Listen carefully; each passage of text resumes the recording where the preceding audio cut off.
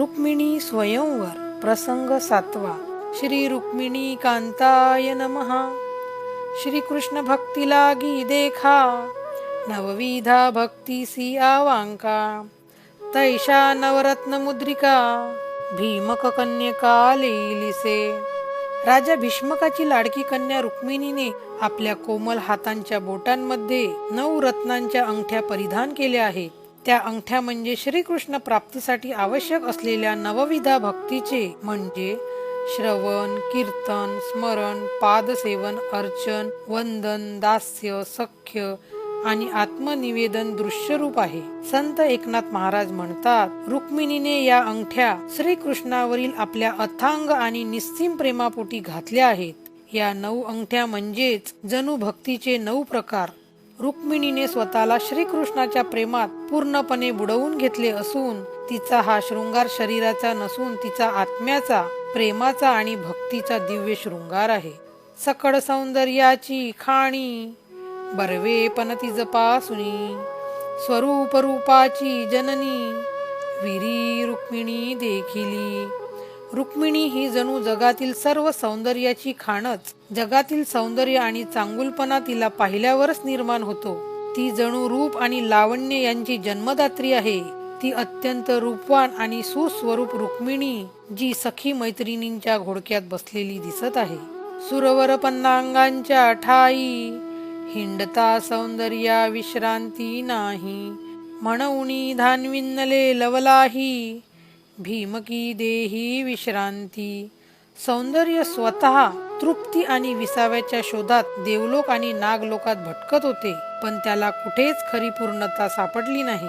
शेवटी ते सौंदर्य अतिशय वेगाने धावत आले आणि त्याने राजा भीष्मकाची कन्या रुक्मिणीच्या देहात कायमची विश्रांती घेतली. म्हणजेच जगातील सर्वश्रेष्ठ सौंदर्य रुक्मिणी मातेच्या रूपात येऊन स्थिर झाले आहे. भीमकी कृष्णा आलिंगन, तेणे सौंदर्या समाधान.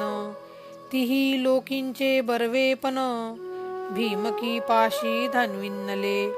जेव्हा रुक्मिणी आणि भगवान श्रीकृष्ण यांचे परस्परांना दिव्य आलिंगन लाभले, तेव्हा रुक्मिणी मातेच्या देहात विसावलेल्या त्या सौंदर्याला खऱ्या अर्थाने समाधान लाभले.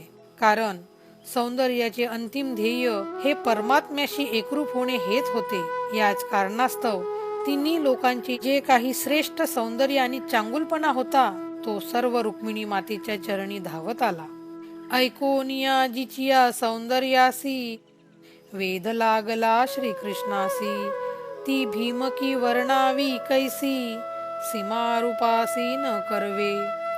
जिच्या सौंदर्याविषयी केवळ ऐकूनच साक्षात भगवान श्रीकृष्णाचे मन जिच्याकडे वेधले गेले, त्या रुक्मिणीच्या दिव्य रूपाचे वर्णन शब्दात कैसे करावे. कारण तिच्या अथांग रूपाला आणि सौंदर्याला कोणतीही सीमा किंवा मर्यादा नाही.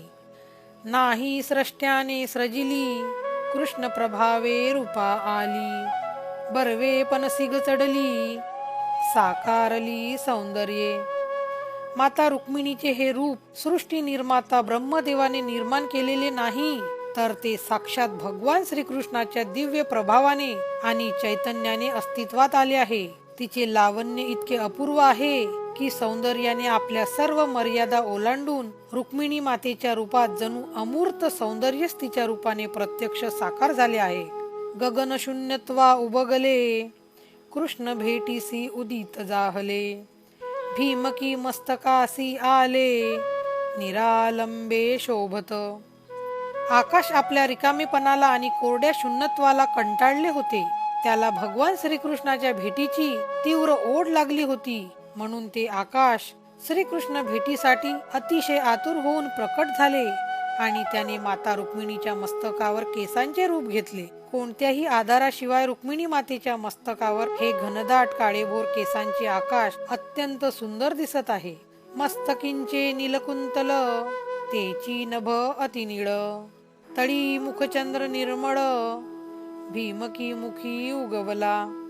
माता रुक्मिणीच्या मस्तकावरील ते काळेभोर सुंदर केस म्हणजे जणू अतिशय गर्द निळेभोर आकाश आहे आणि त्या केसांच्या खाली चमकणारे रुक्मिणी मातेचे पवित्र सुंदर मुख म्हणजे जणू त्या आकाशाच्या खाली उगवलेला पूर्ण चंद्र आहे.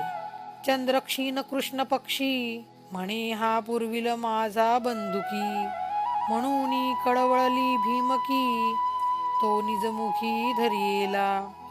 आकाशातील चंद्र कृष्ण पक्षात कलेकलेने कमी होत जातो हे पाहून माता रुक्मिणीच्या मनात गहिरा कळवळा आला. ती म्हणाली, हा क्षीण होणारा चंद्र जणू माझा पूर्वजन्मीचा भाऊच आहे. आपल्या भावाचे हे दुःख पाहून हळहळलेल्या रुक्मिणीने दयाळूपणे त्या चंद्राला आपल्या सुंदर चेहऱ्याचे रूप देऊन आपल्या चेहऱ्यावर सामावून घेतले. भीमकी मुखी निष्कळंक, क्षयातीत पूर्ण शशांक, कृष्ण प्राप्तीसी मयंक, भीमकी मुखी उगवला. माता रुक्मिणीच्या चेहऱ्याच्या रूपाने जो चंद्र प्रकट झाला आहे तो आकाशातील चंद्रासारखा डागाळलेला नाही, तर तो पूर्णपणे निष्कळंक म्हणजे डाग विरहित आहे. तो क्षयातीत म्हणजे कमी न होणारा आणि सदैव पूर्ण असणारा शशांक म्हणजे चंद्र आहे. साक्षात भगवान श्रीकृष्णाची प्राप्ती करून घेण्यासाठीच हा अलौकिक चंद्र माता रुक्मिणीच्या मुखाच्या रूपाने या पृथ्वीवर उगवला आहे. चंद्र पूर्ण पौर्णिमा एकी, एरवी क्षयरुद्धी त्याये लोकी, तो सदा भीमकी मुखी, निजात्म सुखी परिपूर्ण. आकाशातील चंद्र हा केवळ एकाच दिवशी म्हणजे पौर्णिमेला पूर्ण दिसतो. एरवी या लोकात त्याला रोज क्षय आणि वृद्धी व्हावे लागते, परंतु रुक्मिणीच्या मुखाच्या रूपाने प्रकट झालेला चंद्र हा सदैव अखंड प्रकट असून स्वतःच्याच आत्मसुखात नेहमी परिपूर्ण आणि स्थिर असतो. चंद्रमंडळा मागे पुढे, जैसे तारांगणांचे वेढे, तैशी मोती लगता नवडे, दोहीकडे तळपती. ज्याप्रमाणे आकाशात पूर्ण चंद्राच्या अवतीभोवती आणि मागे पुढे अनेक चांदण्यांचे वेढे असतात, अगदी त्याचप्रमाणे माता रुक्मिणीच्या चेहऱ्याच्या दोन्ही बाजूला कानातील मोत्यांची कर्णभूषणे चमकत आहेत. म्हणजेच रुक्मिणीचा चेहरा हा चंद्र असून आणि तिच्या कानातील मोत्यांचे दागिने हे त्या चंद्राभोवती चमकणाऱ्या चांदण्यांसारखे सुंदर दिसत आहेत. श्रीकृष्ण वेधे वेधली खरी, म्हणूनी विसरली ते भोवरी, भोवरी या कृष्ण मायेच्या करी, ये अवसरी ते नाही. रुक्मिणी भगवान श्रीकृष्णाच्या प्रेमात आणि ध्यानात पूर्णपणे वेधली गेली आहे. श्रीकृष्णावरील या निस्सीम प्रेमामुळे ती आपल्या डोक्यावरील केसांचा आंबाडा घालण्यास विसरून गेली. जी भोवरी माणसाला संसाराच्या व मायेच्या फेऱ्यात पाडतात, रुक्मिणीच्या डोक्यावर कोणतीही मायेची भोवरी नाही. ती मायेची भोवरी या प्रसंगी रुक्मिणी मातेच्या जवळही नाही, कारण तिचे मन संसाराच्या चक्रात किंवा मायेच्या भोवऱ्यात अडकलेले नसून ते साक्षात परमात्म्यात विलीन झाले आहे.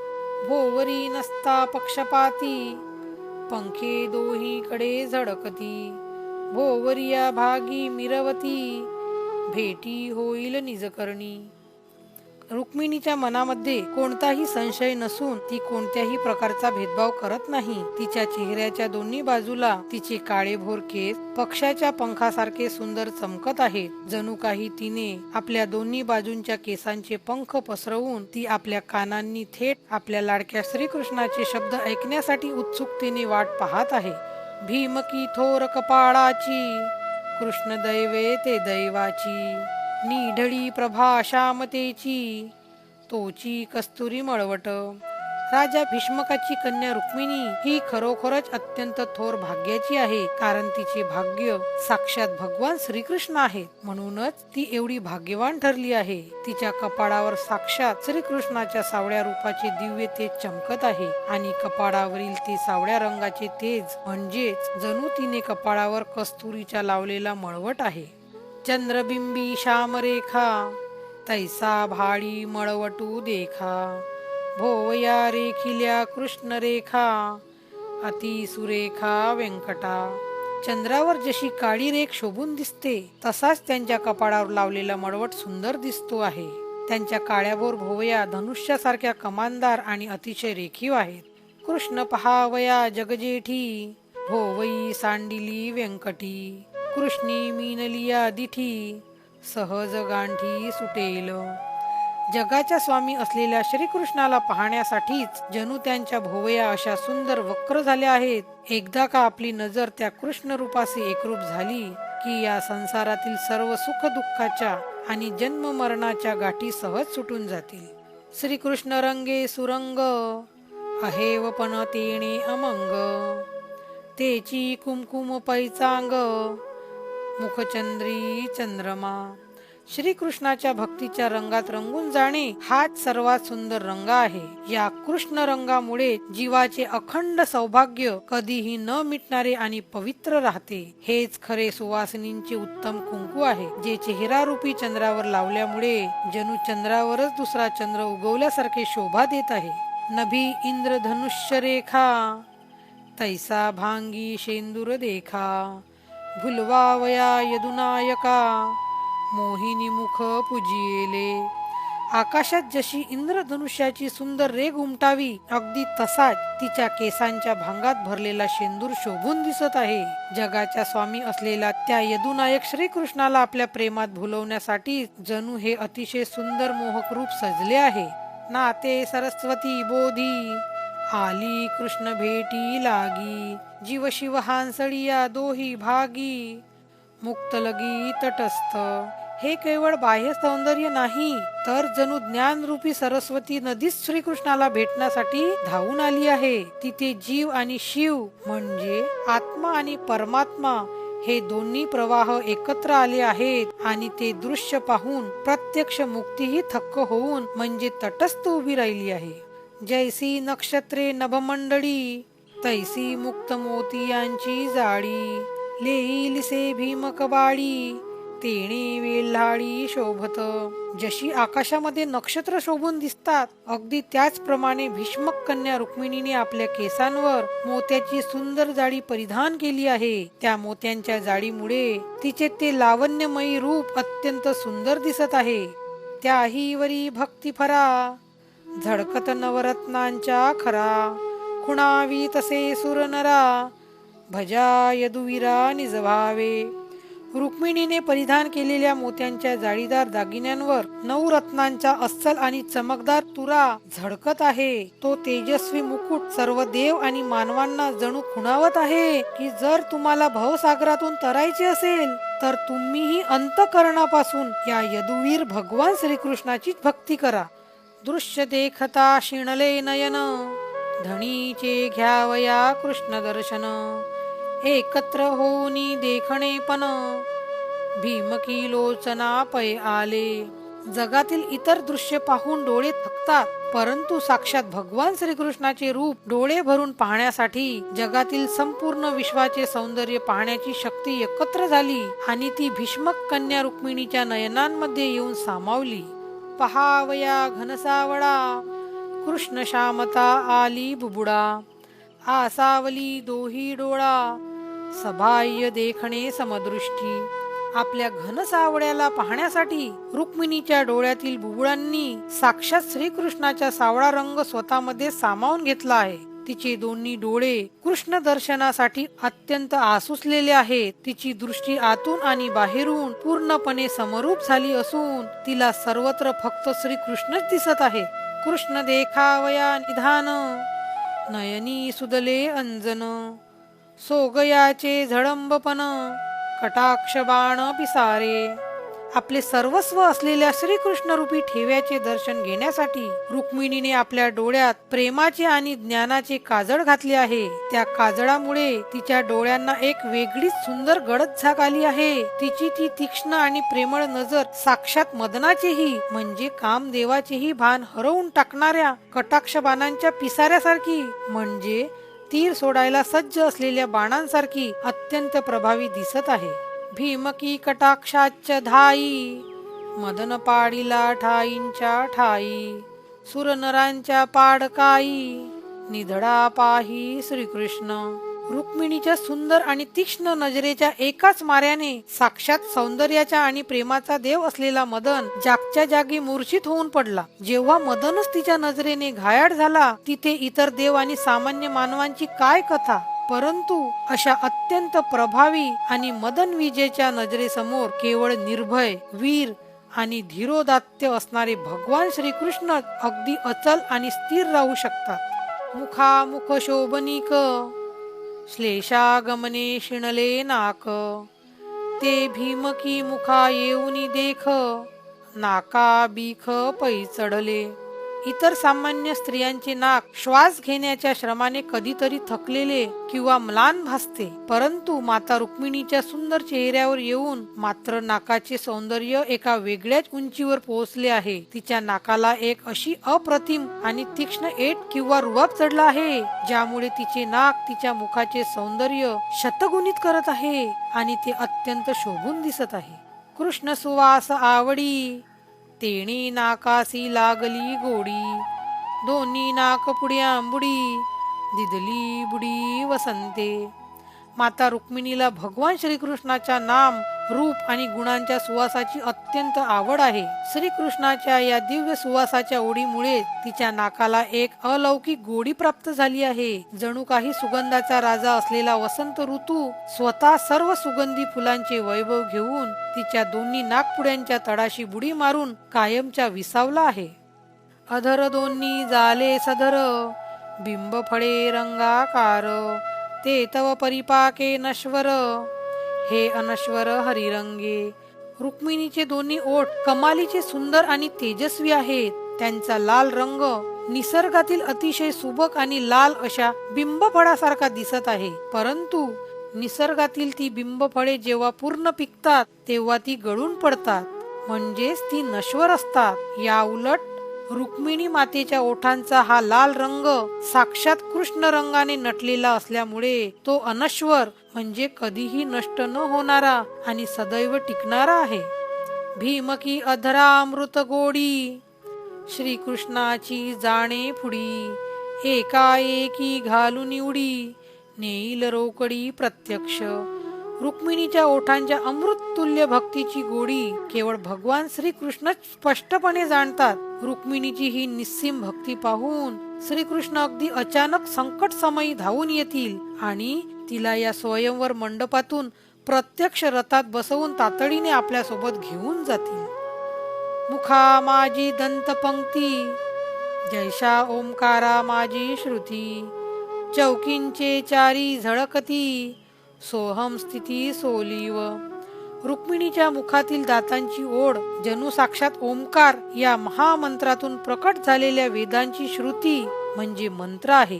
तिच्या 32 दातांमध्ये पुढे असलेले 4 मुख्य दात असे चमकत आहेत, जणू काही ते आत्मज्ञानाची सोहम म्हणजे मी तो परब्रह्मच आहे ही शुद्ध सोलीव श्रेष्ठ अवस्था प्रकट करत आहेत. अधरातळी हनुवटी, गोरे पण दिसे गोमटी, येथेही श्याम प्रभा उठी, कृष्णवर्ण गोंदिले. रुक्मिणीच्या ओठांच्या खाली असलेली हनुवटी तिच्या गौर वर्णामुळे अतिशय सुंदर दिसत आहे, परंतु त्या गोऱ्या हनुवटीवरही एक सुंदर सावळ्या रंगाची चमक उठून दिसत आहे, जणू काही तिने आपल्या हनुवटीवर साक्षात भगवान श्रीकृष्णाच्या सावळ्या रंगाचे गोंदन करून घेतले आहे. वनिता अधरी सुवर्ण फासा, पडोन मुक्त आले नासा, भेटावया कृष्ण परेशा, उपाव कैसा देखिला. सामान्य स्त्रियांच्या ओठावर आणि नाकांवर नथीचा जो सोन्याचा तार पडलेला असतो तो दागिना माता रुक्मिणीच्या ओठावर मात्र एक वेगळेच रूप घेऊन आला आहे. नथीत गुंपलेले ते मोती त्या सोन्याच्या तारेच्या बंधनातून सुटून थेट नाकावर आले आहेत, जणू काही श्रेष्ठ परब्रह्म असलेला भगवान श्रीकृष्णाला भेटण्यासाठी त्या मोत्याने संसाराच्या बंधनातून मुक्त होऊन हा किती सुंदर आणि अद्भुत उपाय शोधून काढला आहे. भीमकी नाकिंचे सुपाणी, सहज देखेल शारंग पाणी, अधोमुख अधिष्ठानी, बोळ कंबर हरिलागी. रुक्मिणीच्या नाकातील नथीचे ते तेजस्वी आणि पाणीदार मोती साक्षात धनुष्यधारी भगवान श्रीकृष्ण सहजपणे निहाळतील. ते मोती नथीतून खाली झुकलेले असून एका विशिष्ट जागी स्थिर झाले आहेत, जणू काही भगवान श्रीकृष्णाच्या दर्शनाच्या ओढीने ते मोती ओठांच्या दिशेने झुकले आहेत. हळदी मिनली हेमकळा, तेणे उटिले मुखकळा, तेज झळके गंडस्थळा, सूर्यकळा लाजल्या. रुक्मिणीच्या सुंदर चेहऱ्याला जेव्हा हळद लावण्यात आली तेव्हा असे वाटले की साक्षात सोन्याची शुद्ध कला हळदीच्या रूपाने तिच्या अंगाला मिळाली आहे. या दिव्य उठण्याने तिच्या चेहऱ्याचे तेज शतगुणित केले आहे. तिच्या गालांवरून एवढी अप्रतिम आणि अथांग प्रभा झळकत आहे की तिचे ते रूप पाहून आकाशातील सूर्याच्या किरणांच्या कला देखील लाजून फिक्या पडल्या आहेत. भीमकी मुख कमळ सुंदर कृष्ण नयन तेची भ्रमर आमोद भावाचे शेजार निज मंदिर हरीचे. रुक्मिणीचा सुंदर चेहरा म्हणजे जणू एक उमललेले कमळ आहे आणि भगवान श्रीकृष्णाचे दोन्ही डोळे हे त्या कमळाभोवती रुंजी घालणारे भ्रमर आहेत. त्या कमळातून येणारा सुवास म्हणजे रुक्मिणी मातेच्या मनातील सात्विक भक्तिभाव. त्या सुगंधी शेजेवर साक्षात श्रीहरींचे निजमंदिर वसलेले आहे. कृष्णमयी अहेव तंतू कंठी धरिला न तुटतू दिसोनेदी लोकांतू केला एकंतू निजकंठी. रुक्मिणीने आपल्या गळ्यामध्ये जो मंगळसूत्राचा धागा परिधान केला आहे तो केवळ साधा धागा नसून साक्षात श्रीकृष्ण प्रेमाने भरलेला आहे. हा भक्तीचा आणि प्रेमाचा अतूट धागा तिच्या कंठाने असा काही घट्ट धरून ठेवला आहे की तो कधीही न तुटणारा आहे. रुक्मिणीने आपले हे श्रीकृष्णावरील गुप्त प्रेम आणि आंतरिक भक्ती जगातील इतर लोकांना अजिबात दिसून येऊन दिली नाही. तिने आपल्या अंतकरणात साक्षात परमात्म्याशी एकांत साधला आहे. फिटला चिंतेचा दचकू म्हणून न घाली चितांकू कृष्णपदीचा पदांकू तेची पदकू हृदयींचे. रुक्मिणीच्या मनातील संसाराची आणि विरहाची सगळी चिंता व भीती आता पूर्णपणे मिटली आहे. त्यामुळे तिच्या मनावर किंवा शरीरावर चिंतेचे कोणतेही सावट उरलेले नाही. चिंता दूर झाल्यामुळे तिने गळ्यात जे सुंदर पदक घातले आहे ते केवळ सोन्याचे पदक नाही तर ते साक्षात भगवान श्रीकृष्णांच्या चरण कमळांचे उमटलेले पाऊल आहे जे तिने आपल्या हृदयात आणि गळ्यात सदैव धारण केले आहे. पृथ्वी नवखंडे खंडिली जड जाड्यत्वा उबगली भीमकीचे अंगी रिघाली सुनीळ घाली कांचोळी. पृथ्वी ही मूळची 9 खंडांमध्ये विभागलेली आहे, परंतु ती स्वतःच्या जडत्वामुळे आणि संसाराच्या चक्रामुळे कंटाळली होती. तिलाही या जडत्वापासून मुक्त होऊन साक्षात परमात्म्याशी भेट घ्यायची होती. म्हणून ती 9 खंडांची पृथ्वी आपले जडत्व त्यागून अत्यंत मऊ, मुलायम आणि गर्द निळ्या रंगाचे रूप घेऊन माता रुक्मिणीच्या शरीरावर आली. तीच पृथ्वी रुक्मिणी मातेच्या अंगावरील अतिशय देखणी आणि गर्द निळी चोळी बनून शोभून दिसत आहे. पावावया कृष्ण देवो सांडीला सवती मत्सर भावो आलिंगावया कृष्ण रावो धरा पाहो धान्विन्नली. भगवान श्रीकृष्ण हे संपूर्ण पृथ्वीचे पती मानले जातात. त्यांना धरापती म्हणतात आणि तेच आता रुक्मिणीचेही पती होणार आहेत. अशा वेळी साक्षात कृष्णाची प्राप्ती करून घेण्यासाठी पृथ्वीने आपल्या मनातील सवती मत्सर म्हणजे दुसऱ्या स्त्री बद्दलच्या हेवा किंवा मत्सर पूर्णपणे सोडून आपल्या लाडक्या कृष्णरायाला कडकडून आलिंगन देता यावे म्हणूनच ही पृथ्वी रुक्मिणी मातेच्या वस्त्राचे रूप घेऊन तिच्या अंगावर वेगाने धावून आली आहे. ऐके अंगी भिन्नपणी जीव शिव वाढिन्नले दोन्ही तेने जाली व्यंजनस्तनी कुचकामिनी कुचभारे. साक्षात जीव आणि शिव हे दोन्ही जरी दिसायला वेगळे असले तरी ते एका शरीरामध्ये एकत्र वाढले आहेत. त्यांच्या याच एकत्र वाढण्यामुळे माता रुक्मिणीचे शरीर यौवनाने परिपूर्ण झाले आहे. तिच्या हृदयामध्ये भक्ती आणि ज्ञानाचा जो भार निर्माण झाला आहे त्या योगे ती सुस्वरूप कामिनी म्हणजे रुक्मिणी साक्षात आत्मस्वरूपाचे आणि परमानंदाचे प्रकटीकरण करत आहे. विद्या अविद्या पाखे दोन्ही आच्छादिले दोन्ही स्तनी दाटले त्रिगुणांचे कसणी कृष्णा वांचोणी कोण सोडी. रुक्मिणीच्या 2 स्तनांच्या रूपाने जणू विश्वातील विद्या म्हणजे सत्यबोध आणि अविद्या म्हणजे माया हे दोन्ही पंख एकत्र येऊन विसावले आहेत. या दोन्ही गोष्टी तिच्या शरीरावर सत्व, रज आणि तम या त्रिगुणांच्या चोळीच्या घट्ट बांधणीने घट्ट बांधल्या गेल्या आहेत. संसारातील माणसाला अडकवून ठेवणाऱ्या या त्रिगुणांच्या आणि मायेच्या घट्ट गाठीला साक्षात पूर्ण ब्रह्म भगवान श्रीकृष्णा वाचून दुसरे कोण सोडवू शकणार? भीम की कृष्णालिंगन तेने जीव शिवा समाधान, या लागी दोन्ही उचलले जाण, कृष्ण स्पर्शन वांछिती. रुक्मिणी आणि भगवान श्रीकृष्ण यांचे हे दिव्य आलिंगन म्हणजे केवळ 2 शरीरांचे मिलन नाही, ते साक्षात जीव म्हणजे आत्मा आणि शिव म्हणजे परमात्मा यांचे परस्परांमध्ये झालेले ऐक्य आहे, ज्यामुळे दोघांनाही परम शांती आणि समाधान लाभते. या अनुपम सुखाची प्राप्ती करून घेण्यासाठी जणू रुक्मिणी मातेचे दोन्ही हात अत्यंत उत्सुकतेने वर उचलले गेले आहेत, कारण ते संपूर्ण अंतःकरणापासून केवळ आणि केवळ भगवान श्रीकृष्णांच्या पवित्र स्पर्शाचीच इच्छा करत आहेत. मुक्त नाव मुक्त फळा, नेणती मुक्तीचा जिवाडा, म्हणून पडली भीमकी गळा, भेटी गोपाळा माळ झाली. मोती या शब्दाला मराठीत मुक्तफळ असेही नाव आहे, परंतु हे मोती जड आणि अचेतन असल्यामुळे त्यांना जन्म मरणाच्या चक्रातून मिळणाऱ्या खऱ्या मुक्तीचा गाभा म्हणजे मर्म माहित नव्हता. खऱ्या मुक्तीचा आनंद मिळवण्यासाठी ते मोती एकत्र आले आणि माता रुक्मिणीच्या गळ्यात माळ बनून पडले, कारण त्यांना ठाऊक होते की रुक्मिणीच्या गळ्यात पडल्यामुळे जेव्हा तिची गोपाळाशी म्हणजे श्रीकृष्णाशी भेट होईल तेव्हा आपल्यालाही साक्षात हरीच्या स्पर्शाने परम मुक्तीचा आनंद लाभेल. पूर्वी क्षीरसिंधूची बाळा, नेसली शिरोदक पाटोळा, ना तो पहावया घनसावडा, कांसे लागला क्षीराब्दी. रुक्मिणी ही मूळची क्षीरसागराची कन्या म्हणजे साक्षात महालक्ष्मी आहे. तिने आपल्या अंगावर समुद्राच्या पाण्यासारखी निर्मळ स्वच्छ आणि रेशमी साडी परिधान केली आहे, परंतु एकनाथांच्या दृष्टीने ती केवळ रेशमी साडी नाही, तर त्या घनसावड्या भगवान श्रीकृष्णाचे दर्शन घेण्यासाठी तो क्षीरसागरच स्वतः पांढरा शुभ्र पाण्याचा वेळा सोडून साडीचे रूप घेऊन रुक्मिणी मातेच्या कमरेला येऊन बिलगला आहे. माझी कन्या हे गोरटी, झणी कोणाची लागेल दृष्टी, म्हणून घातली से कंठी, रत्नमाळा क्षीराब्दी.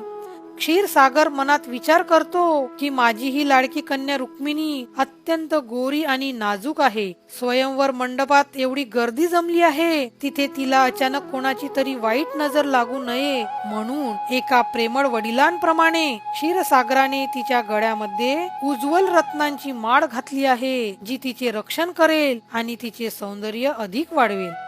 प्रकृती पुरुषा पडली मिठी, तैसे बिरडे कांचोडिया दाटी, कृष्ण सोडील जगजेठी, आया बाया न सुटेची. साक्षात प्रकृती म्हणजे सृष्टी आणि पुरुष म्हणजे परमात्मा यांनी एकमेकांना मारलेली घट्ट मिठी म्हणजे जणू माता रुक्मिणीच्या चोळीला मारलेली घट्ट गाठ आहे. प्रकृती आणि पुरुषाचे हे अद्वैत बंधन एवढे मजबूत आहे की या जगातील कोणत्याही सामान्य स्त्रिया किंवा पुरुष ती गाठ कधीही सोडू शकत नाहीत. हे अगाध वैश्विक बंधन केवळ आणि केवळ अवघ्या विश्वाचा स्वामी असलेला जगजेठी भगवान श्रीकृष्णच सोडवू शकतो. शमदमांची सुभटे, हस्तकडगे बहुवटे, करी कंकणे उद्भटे, कृष्णनिष्ठे ऋणझुणती. रुक्मिणीच्या हातांमध्ये जे हातकडे आणि बाजूबंद घातले आहेत ते जणू अंतःकरणाचा निग्रह करणारे शम म्हणजे मनावर नियंत्रण आणि दम म्हणजे इंद्रियांवर नियंत्रण करणारे नावाचे 2 शूर योद्धे आहेत. तिच्या मनगटात असलेली ती तेजस्वी आणि विशाल कंकणे जेव्हा हातांच्या हालचालीने वाजतात तेव्हा त्यातून केवळ नाद येत नाही, तर ती कंकणे साक्षात भगवान श्रीकृष्णावरील अढळ आणि निस्सीम निष्ठेने गोड आवाजात रुणझुणत आहेत. क्षण क्षणा दिशा उजळे, तैसी शोभती दशांगुळे, दशावतारांची लीळे, जडीत किडे मुद्रिका. रुक्मिणीच्या दोन्ही हातांची 10 बोटे इतकी तेजस्वी आहेत की त्यांच्या प्रकाशामुळे क्षणोक्षणी सर्व दिशा उजळून निघत आहेत. त्या 10 बोटांमध्ये परिधान केलेल्या अंगठ्यांवर मौल्यवान रत्ने जडवलेली असून त्यातून सुंदर प्रकाशाच्या ज्वाला बाहेर पडत आहेत. संतांच्या दृष्टीने त्या 10 बोटांवरील अंगठ्यांची चमक म्हणजे जणू भगवान श्रीकृष्णांच्या दशावतारांच्या अलौकिक आणि दिव्य लीलाच तिथे नटल्या आहेत. पाहता तळहाताच्या रंगा उणे आणिले संध्या रागा, करी चरण सेवा श्रीरंगा तळवा तळहाती सदा. रुक्मिणीच्या तळहाताच्या तांबूस गुलाबी रंग पाहिला तर तो संध्याकाळच्या आकाशातील अतिशय सुंदर अशा लाल गुलाबी रंगालाही फिका पाडतो. तिचा तळहात पाहून निसर्गातील सर्वात सुंदर मानला जाणारा संध्याकाळचा रंगही लाजून लहान होतो. रुक्मिणी मातेचे हे कोमल लावण्यमयी हात सदैव भगवान श्रीकृष्णाच्या चरणांची सेवा करण्यासाठीच आतुर झाले आहेत. श्रीकृष्णांचे चरण कमल आपल्या दोन्ही हातांमध्ये घेऊन त्यांची नित्य सेवा करणे हेच तिच्या हाताचे अंतिम भाग्य आणि ध्येय आहे. आटुनिया हे मकडा आटनी आटिल्या 12 सोडा, ओतीव केली केटी मेखडा मध्ये घननिळा जडियेले. साक्षात सोन्याचे शुद्ध तेज आणि शुद्ध सोन्याची कला घेऊन तिला वेदांतातील 12 म्हणजे 12 प्रकारच्या आध्यात्मिक अवस्था आणि 16 कडा यांच्या भट्टीत टाकून पूर्णपणे शुद्ध केले आहे. या आटवलेल्या आणि शुद्ध केलेल्या सुवर्णापासून रुक्मिणीची सुंदर कटीमेखडा म्हणजे कमरेच्या सोन्याचा पट्टा ओतून तयार केला आहे. एवढेच नव्हे तर त्या कंबर पट्ट्याच्या अगदी मध्यभागी साक्षात घननीळ असणाऱ्या भगवान श्रीकृष्णाच्या सावळ्या रूपाचा एक अत्यंत तेजस्वी रत्न जडवले आहे. दोहीकडे मुक्तलग तेणे शोभत मध्यभाग, भीमकी भाग्याची सभाग्य तेणे श्रीरंग वेधिला. रुक्मिणीने कमरेला घातलेल्या त्या कंबरपट्ट्याच्या दोन्ही बाजूंना अतिशय पाणीदार आणि तेजस्वी मोत्यांचे घोस म्हणजे मुक्तलग लटकत आहेत, ज्यामुळे तिच्या शरीराचा मध्यभाग म्हणजे कंबर अत्यंत शोभून दिसत आहे. भीष्मक कन्या रुक्मिणी ही खरोखरच भाग्यवानांमध्येही सर्वात श्रेष्ठ भाग्यवान आहे. तिच्या याच अलौकिक रूप सौंदर्य आणि शुद्ध भक्तीच्या प्रभावाने साक्षात लक्ष्मीपती असणाऱ्या श्रीरंगाला सुद्धा आपल्याकडे पूर्णपणे वेधून घेतले आहे. चरणी गरजती नुपुरे वांकी आंदुआचेनी गजरे, झाले कामासी चेईरे धनुष्यपुरे वाईले. रुक्मिणीच्या चरणांमध्ये घातलेले पैंजण अत्यंत गोड सुरात वाजत आहे आणि तिच्या पायातील वाकी व आंदू म्हणजे पायात घालण्याचे जुने अलंकार या दागिन्यांचा एकच गजर होत आहे. या सर्व दागिन्यांचा एकत्रित आवाज ऐकून सौंदर्य आणि वासनेचा देव असलेला मदन म्हणजे कामदेव पूर्णपणे सावध आणि सलग झाला. परंतु रुक्मिणीच्या या अलौकिक आणि पवित्र सौंदर्यापुढे आपले काही चालणार नाही हे ओळखून त्याने आपले कामधनुष्य पूर्णपणे खाली ठेवून शरणागती पत्कारली. कृष्ण धरुणिया चित्ती भीमकी चालतसे हंसगती, चैद्य मागद पहाती मदने ख्याती थोर केली. रुक्मिणीने केवळ भगवान श्रीकृष्णाचे रूप आपल्या मनामध्ये घट्ट धरून ठेवले आहे. ती स्वयंवर मंडपात राजहंसासारख्या अत्यंत संथ डौलदार आणि राजस चालीने चालत येत आहे. तिला चालताना पाहून मंडपात जमलेले चैद्य म्हणजे शिशुपाल आणि मागध म्हणजे जरासंध यासारखे सर्व राजे विस्मयाने तिच्याकडेच पाहत राहिले. रुक्मिणीचे ते अलौकिक लावण्य पाहून सौंदर्याचा देव असलेल्या मदनाने म्हणजे कामदेवाने तिथे आपली थोर कीर्ती पसरवली. म्हणजे उपस्थित सर्व राजे तिच्या रूपावर पूर्णपणे मोहित होऊन गेले. माझी अभिलाषिती जननी म्हणून विंधिले कामे बाणी, वीर पडिले धरणी काम बाणी मूर्छित.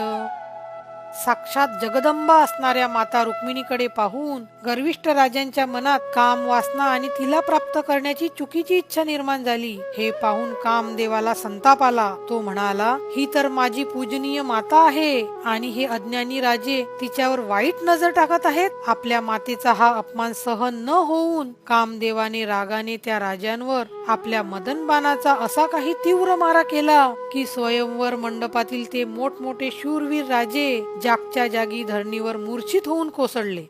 कामे हरितल्या दृष्टी, धनुष्ये गळाली पैमुष्टी, भीमकी राखावी गोरटी, हेही पोटी विसरले.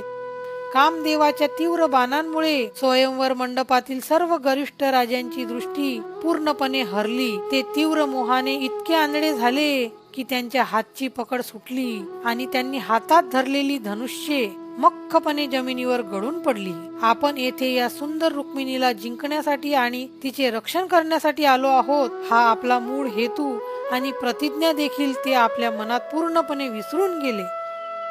रथींचे उलंडले थोर थोर, अश्वाहुनी पडले वीर, गजींचे कलथले महाशूर, रिते कुंजर गळदंडी.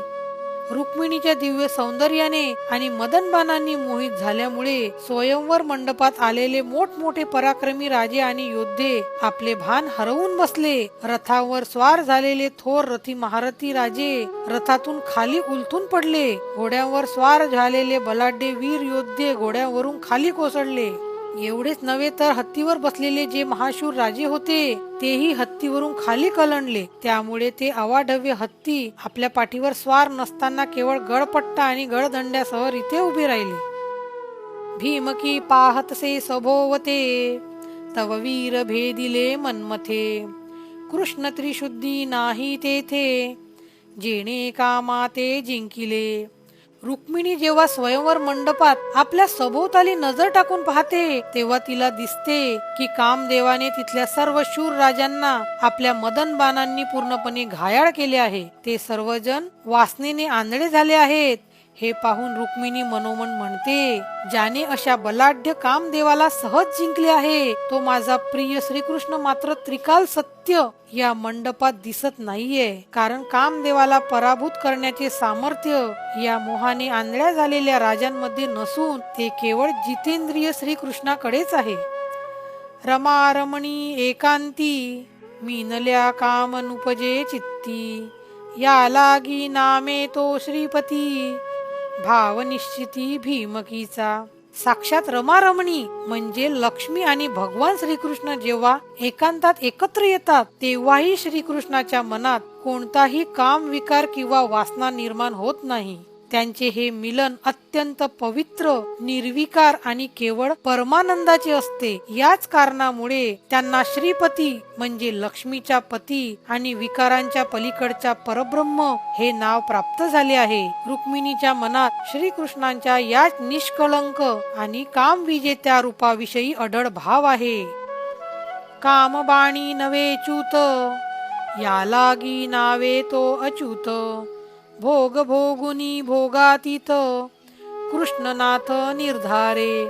साक्षात कामदेवाच्या तीक्ष्ण बाणांचा मार झाला तरीही ज्याची बुद्धी, मन आणि अवस्था आपल्या मूळ पवित्र स्वरूपापासून कधीही ढळत नाही, म्हणूनच त्याला अच्युत म्हणजे कधीही न ढळणारा असे नाव आहे. हे जगतचालक श्रीकृष्ण सर्व प्रकारच्या लीलाविलासांचे आणि सुखांचे उत्तम प्रकारे ग्रहण करूनही नेहमी त्या सुखांच्या पलीकडे म्हणजे अलिप्त राहतात असा रुक्मिणीचा आपल्या मनात लाडक्या कृष्णनाथांविषयी दृढ विश्वास आहे. साक्षात कामदेवाच्या तीक्ष्ण बाणांचा मार झाला तरीही त्याची बुद्धी, मन आणि अवस्था आपल्या मूळ पवित्र स्वरूपापासून कधीही ढळत नाही, म्हणूनच त्यांना अच्युत म्हणजे कधीही न ढळणारा असे नाव आहे. हे जगत चालक श्रीकृष्ण सर्व प्रकारच्या लीलाविलासांचे आणि सुखांचे उत्तम प्रकारे ग्रहण करूनही नेहमी त्या सुखांच्या पलीकडे म्हणजे अलिप्त राहतात असा रुक्मिणीचा आपल्या मनात लाडक्या कृष्णनाथांविषयी दृढ विश्वास आहे. कृष्ण पहावया लोभे उठी, आडवे केशस लोभ दृष्टी, धरुणी एक्याची मुष्टी, सुमने विरगुंठी बांधिली, भगवान श्रीकृष्णाचे दर्शन घेण्याच्या तीव्र इच्छेने आणि लोभाने माता रुक्मिणीचे मन व्याकुळ झाले आहे. जेव्हा ती सभोवार श्रीकृष्णाला शोधू लागते तेव्हा तिच्या अत्यंत प्रेमळ व आसुसलेल्या नजरेच्या आड तिचे सुंदर लांब सडक केस येत आहेत. ते विखुरलेले केस तिने आपल्या एकतेच्या मुठीत म्हणजे अत्यंत एकाग्रतेने एकत्र धरले आणि सुवासिक फुलांच्या सहाय्याने तिने आपल्या मस्तकावर एक सुंदर आणि वीरश्री दाखवणारी घट्ट आंबाड्याची गाठ बांधली. कृष्ण पहावया भाव एक, तो तव अर्काचाही आदी अर्क. नयनी नयना प्रकाशक, यदुनायक केवी दिसे. साक्षात परब्रह्म असणाऱ्या श्रीकृष्णाला पाहण्यासाठी रुक्मिणीच्या मनात एकच अनन्य आणि शुद्ध भाव आहे, परंतु तो यदुनायक अर्काचाही आदी अर्क म्हणजे श्रीकृष्ण हा सूर्यालाही प्रकाश देणारा सूर्य म्हणजे विश्वातील सर्व तेजाचा मूळ स्रोत आहे. तो आपल्या डोळ्यांनाही पाहण्याची शक्ती देणारा डोळ्यांचा डोळा आहे. अशा विश्वाच्या परमप्रकाशाची साक्षात अनुभूती केवळ लौकिक डोळ्यांनी किंवा बाह्य जगामध्ये कशी काय येऊ शकेल? त्याला पाहण्यासाठी तितकाच दिव्य आणि आंतरिक भाव हवा असतो. निज भावे पाहे गोरटी, तव घनश्याम पाहे दृष्टी. लाज वृत्ती झाली उपराटी, तव जगजेठी पावला. जेव्हा त्या गोऱ्यापान आणि सुकुमार रुक्मिणीने आपल्या अंतःकरणातील शुद्ध अनन्य आणि अद्वैत भावाने समोर पाहिले तेव्हा तिला साक्षात घनश्याम भगवान श्रीकृष्ण प्रत्यक्ष समोर उभे असलेले दिसले. श्रीकृष्णाला प्रत्यक्ष समोर पाहून रुक्मिणी मातेची उपजत असणारी स्त्री सुलभ लाजण्याची वृत्ती पूर्णपणे नाहीशी झाली, कारण तिची लाज लयाला जातात. अवघ्या विश्वाचा स्वामी असलेला जगजेठी श्रीकृष्ण तिला पूर्णपणे अंतरंग आणि बाह्य जगात सर्वत्र प्राप्त झाला. उपरमोनी पाहे सुंदरी, तव अंगी आदळला श्रीहरी. प्रेमे सप्रेम घबरी, करी धरी निजमाळा. जेव्हा ती सुंदर रुक्मिणी बाह्य जगातील सर्व विचारांपासून अलिप्त होऊन अंतःकरणातून पाहू लागली तेव्हा तिला जाणवले की साक्षात भगवान श्रीहरी तिच्या अगदी जवळ येऊन तिला स्पर्श करीत आहेत. रुक्मिणी मातेची अवस्था प्रेमाने भरलेली आणि अत्यंत गदगदित व आनंदित झाली. तिचे हृदय भरून आले आणि याच दिव्य प्रेमाच्या भरात तिने आपल्या हातांमध्ये लग्नाची वरमाळा घट्ट धरली. वीरांच्या अभिमाना झाला अस्त, माध्यांनी आला ग बस्त. मुहूर्ती मुहूर्त अभिजित, समयो वर्तत लग्नाचा. स्वयंवर मंडपात जमलेल्या आणि रुक्मिणी मातेला जिंकण्याची गर्वा फुशारकी मारणाऱ्या सर्व राजांच्या आणि वीरांच्या अहंकाराचा आता पूर्णपणे अस्त झाला होता. नेमक्या याच वेळी आकाशामध्ये सूर्य बरोबर मध्यान्नी म्हणजे दुपारच्या वेळी आला होता. त्या अत्यंत शुभ क्षणी ज्योतिष शास्त्रातील सर्व दोषांचे निवारण करणारा सर्वश्रेष्ठ अभिजित नावाचा परम पवित्र मुहूर्त लागला होता. अशा प्रकारे बाह्य जगातील सर्व दृष्ट शक्तींचा अभिमान गळून पडल्यावर साक्षात रुक्मिणी माता आणि भगवान श्रीकृष्ण यांच्या लग्नाच्या मुख्य आणि अलौकिक समय वेळ येऊन ठेपला. काळ सावधान म्हणत, सूर्य लग्न घटिका पाहत. वियोग अंतपट सोडित, भावार्थ म्हणत ओम पुण्या. लग्नाच्या मुख्य अभिजित मुहूर्त सुरू होताच स्वयंवर मंडपात जणू निसर्गातील आणि सृष्टीतील महाशक्तीच विवाहाचे पौरोहित्य करण्यासाठी सज्ज झाल्या. साक्षात काळ स्वतः उभा राहून मंगलाष्टकातील सावधान हा शब्द उच्चारत आहे. साक्षात सूर्यदेव आकाशातून लग्न घटकेवर लक्ष ठेवून आहेत. कृष्ण रुक्मिणी यांच्यात पूर्वजन्मापासून असलेला विरहाचा जो अंतपट होता तो आता कायमचा दूर सारायला सुरुवात झाली आहे आणि अशा या अलौकिक समयी या विवाहाचा खरा आध्यात्मिक भाव जाणणारे लोक अत्यंत पवित्र व मंगलमय ओम पुण्य वाचन करून अक्षता टाकत आहेत. भीमकी पाहे कृष्ण वदन, नयनी गुंतले नयन. दोहींचा एक झाला प्राण, पाणी ग्रहण जीव शिवा. मंगलाष्टके संपून विरहाचा अंतपट दूर होतात रुक्मिणीने अत्यंत प्रेमाने साक्षात श्रीकृष्णाच्या सुंदर मुखकमलाकडे पाहिले. त्या क्षणी दोघांचे नयन एकमेकात गुंतले. त्यांची नजर अशी काही स्थिर झाली की बाह्य विश्वाचा त्यांना पूर्ण विसर पडला. या दिव्य दृष्टी भेटीत रुक्मिणी आणि श्रीकृष्ण हे दोन वेगळे देह उरलेच नाही, तर त्या दोघांचा मिळून एकच अखंड प्राण झाला. संत एकनाथ महाराज म्हणतात, हे केवळ एका राजाच्या कन्येचे आणि यदुनाथाचे लौकिक लग्न नाही, तर साक्षात जीवात्मा म्हणजे भक्त आणि परमात्मा म्हणजे ईश्वर यांचे हे अलौकिक पाणीग्रहण आहे, जेथे भक्त आणि भगवंत कायमचे एकरूप झाले आहेत. ऐसिया भावाचे निवाडे माळा घाली वाडे कोडे, वीर मूर्छा व्यापिले गाढे, आडवा पुढे कोणी नये.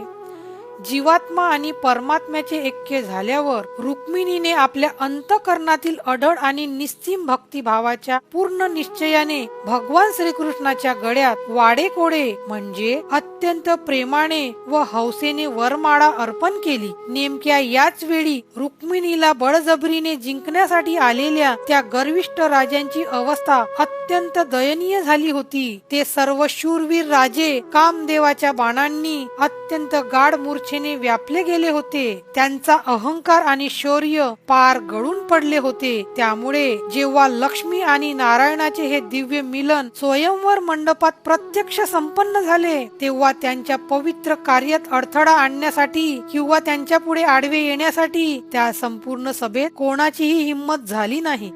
या परी शारंग पाणी रथी वाहोणी रुक्मिणी, निगता झाला तक्षणी प्रगट कोणी न देखो. माता रुक्मिणीने गळ्यात वरमाळा घालताच साक्षात धनुष्यधारी भगवान श्रीकृष्णाने तिला अत्यंत आदराने आणि वेगाने आपल्या रथावर स्वार करून घेतले. स्वयंवर मंडपातील शिशुपाल, जरासंध यासारखे अभिमानी राजे काम विकाराने व मोहाने आधीच अंध आणि मूर्छित झाले होते. त्यामुळे कोणालाही काही समजण्याच्या किंवा प्रत्यक्ष पाहण्याच्या आतच श्रीकृष्ण रुक्मिणी मातेला घेऊन त्या क्षणी तिथून मार्गस्थ झाले.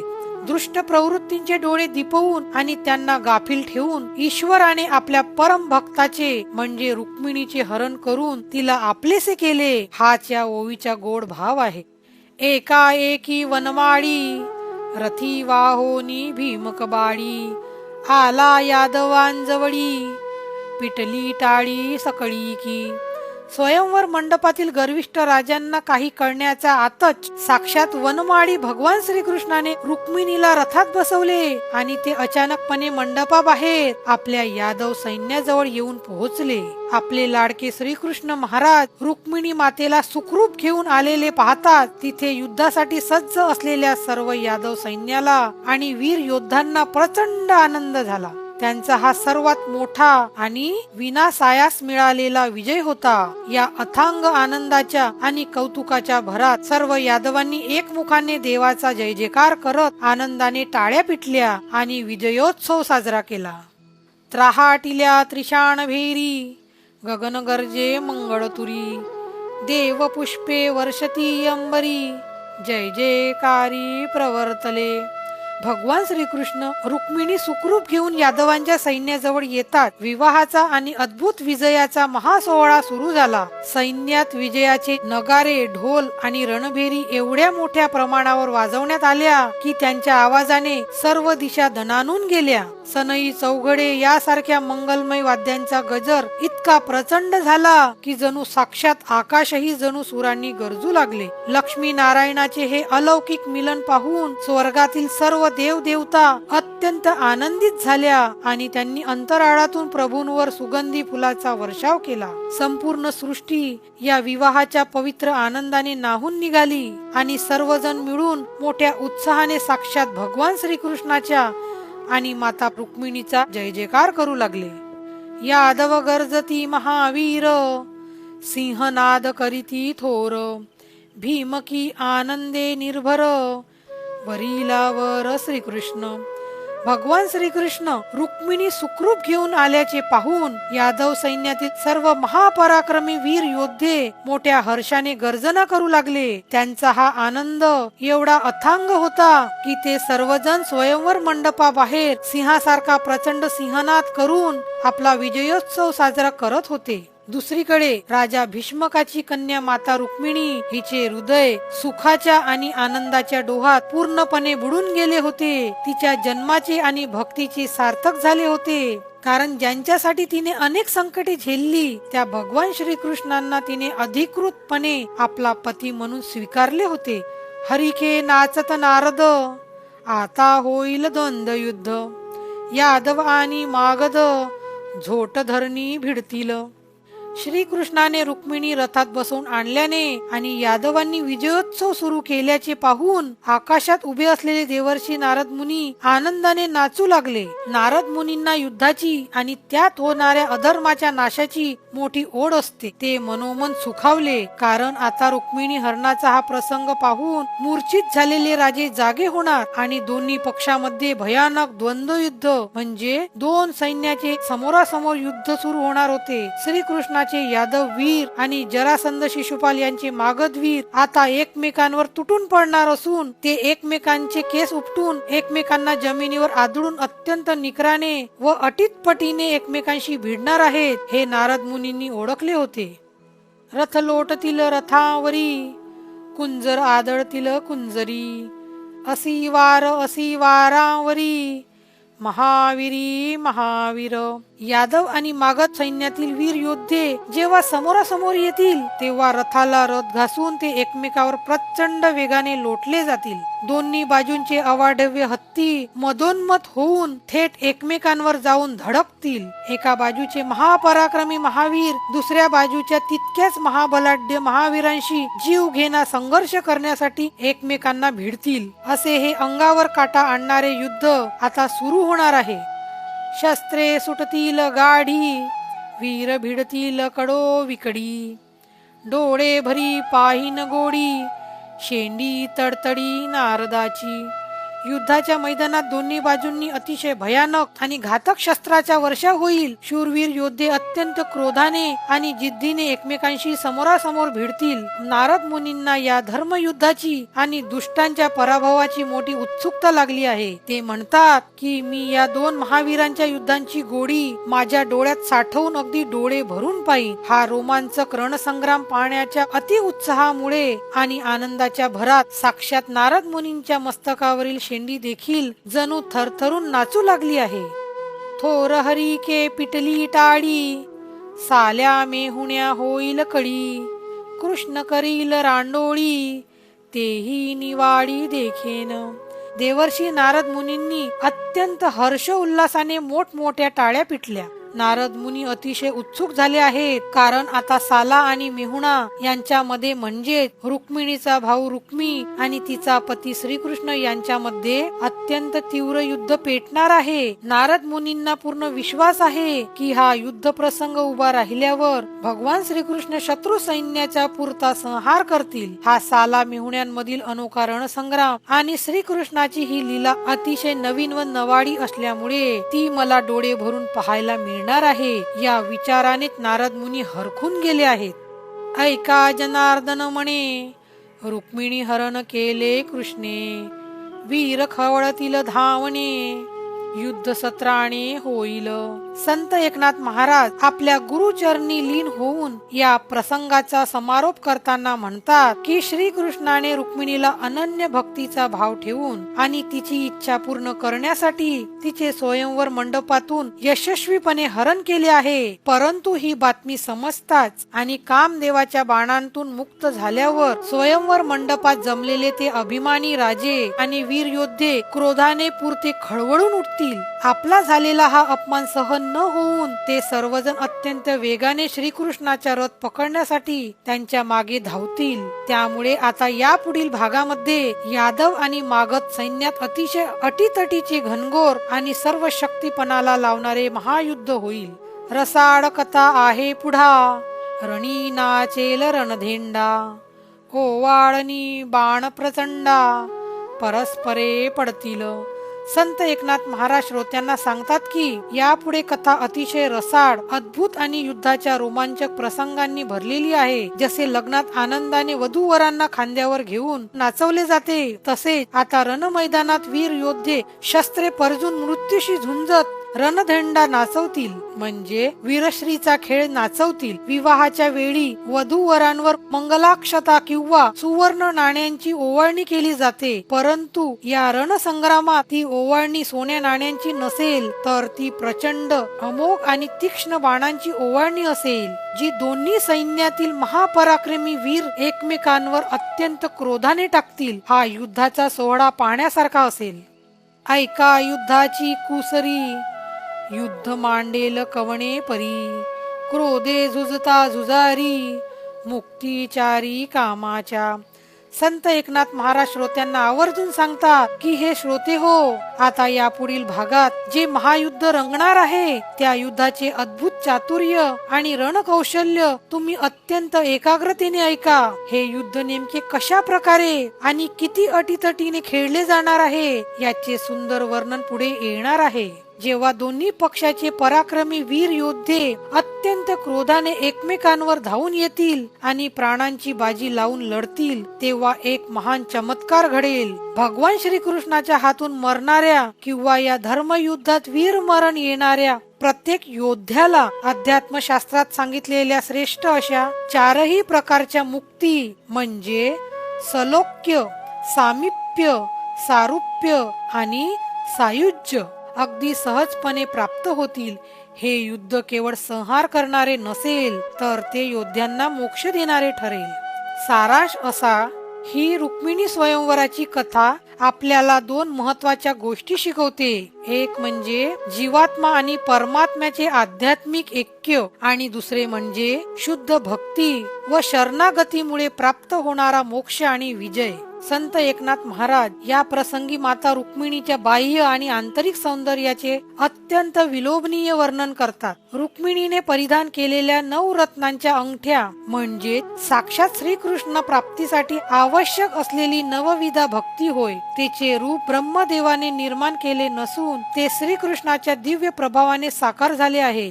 रुक्मिणीचे संपूर्ण शरीर, तिचे डोळे, ओठ आणि दागिने हे केवळ शृंगार नसून साक्षात परब्रह्माशी एकरूप होण्याची तिची पराकोटीची आंतरिक ओढ दर्शवतात. स्वयंवर मंडपात जमलेले गर्विष्ठ राजे काम विकाराने आणि अहंकाराने आंधळे होतात, ज्यामुळे कामदेव त्यांना आपल्या बाणांनी जागच्या जागी मूर्छित पाडतो. परंतु जितेंद्रिय आणि भोगातीत असणारे साक्षात भगवान श्रीकृष्ण तिथे प्रकट होतात. रुक्मिणी आपल्या अढळ आणि निस्सीम भक्तिभावाने श्रीकृष्णाच्या गळ्यात वरमाळा अर्पण करते. संत एकनाथ महाराज स्पष्ट करतात की हे लग्न केवळ लौकिक नसून साक्षात जीवात्मा म्हणजे भक्त आणि परमात्मा म्हणजे ईश्वर यांचे दिव्य पाणीग्रहण आहे. श्रीकृष्ण तत्क्षणी रुक्मिणीला रथात बसवून यादव सैन्याकडे निघून जातात, जिथे सर्व वीर आनंद साजरा करतात आणि देवर्षी नारद अधर्माच्या नाशासाठी होणाऱ्या भावी युद्धाच्या कल्पनेने हर्ष उल्हासाने नाचू लागतात. ही कथा आपल्याला शिकवते की व्यक्तीची आंतरिक शुद्ध भक्ती, अनन्य शरणागती आणि वासनामुक्त अंतकरण साक्षात ईश्वराला प्राप्त करून देऊ शकते. बाह्य जगातील अहंकार आणि वासना माणसाला पतन आणि मूर्छेकडे नेतात, तर ईश्वराच्या चरणी लीन होणाऱ्या भक्ताचे रक्षण करण्यासाठी परमात्मा स्वतः धावून येतो आणि त्याला संसार बंधनातून मुक्त करून मोक्ष प्रदान करतो. इति श्रीमद्भागवते महापुराणे दशमस्कंदे हरिवंश संहिता सम्मते रुक्मिणी स्वयंवरे भीमकी हरणम नाम सप्तम प्रसंग.